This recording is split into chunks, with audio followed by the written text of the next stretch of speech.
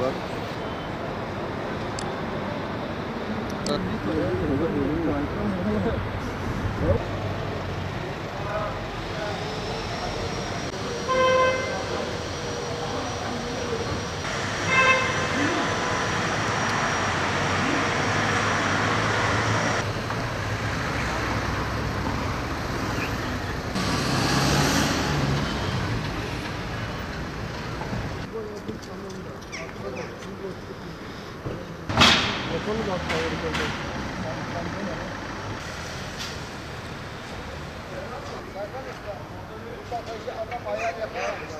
Tabii yakıt fiyatlarıyla ilgili piyasa düştü. Düşmesinin sebebi de dolar, faiz oranları, artı üstüne bir de yakıt fiyatları gelince insanlar artık özel olarak araçlarına binip gitmiyor. Mecburi ihtiyaç olursa onunla dahil ancak geziyorlar.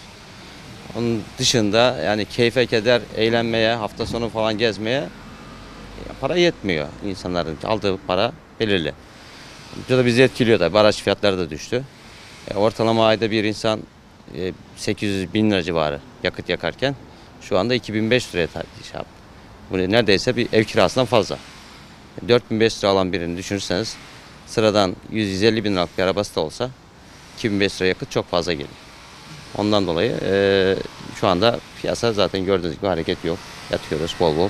Günde ortalama 7-8 araç geliyor o şekil. Yani ya kapısının önünde yatırıyorlar gücü olanlar ya da diyor ki satayım en azından muayene derdim olmasın. Bandrol ödemeyeyim, sigorta yapmayayım ondan kurtuluyorlar. Tamamen şimdi şey olmuş yani araçların satışlarını hızlandırıp bir an önce ellerinden çıkarma dertlerine düşmüşler. Bir evde önceden 2-3 araç varken şu anda tek araçla idare etmeye çalışıyorlar. Ya şimdi tabii ki etkisi var. Şimdi eskiden yani 300 lira, 250-300 bin lira bandında bir depo dolarken şu anda 1000-1200 lira. Malum İstanbul trafiğinde de yani etkisini görüyoruz. Haliyle bu yakıt zamının. Mutlaka etkisi ciddi anlamda bir etkisi vardır. Ya şu anda tabii ki almaktan çok şu anda satıcı var piyasada. Haliyle insanların alım gücü burada düştüğü için insanlar düşünerek alıyor tabii ki bunu. Aslında dünyanın genelinde bu sıkıntılar var ama yani Türkiye'de bunun etkisi biraz daha fazla diye düşünüyoruz. Yani bunun bir an önce temennimiz bunun bir düzenlenmesi, bir düzenleme gelmesi. İnsanlarımız beklemede şu anda yani akaryakıt ciddi anlamda alım satımı tamamen durdurmuş durumda. Hani kimse önünü göremiyor. Yarın ne olur, ne olmaz. Biraz insanlar çekimser davranıyor bu konu hakkında ama ben inanıyorum araç piyasası yine patlayacak. Ciddi anlamda patlama yaşayacak. Çünkü hala bazı bölgelerde ciddi anlamda talep var. Bir de bazı AVM'lerin otoparklarında ciddi anlamda sıfır araçlar var.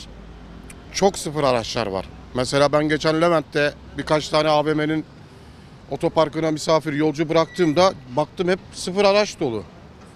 Yani bunlara da bence devletin bir el atması lazım. Vatandaş şu anda satıyor.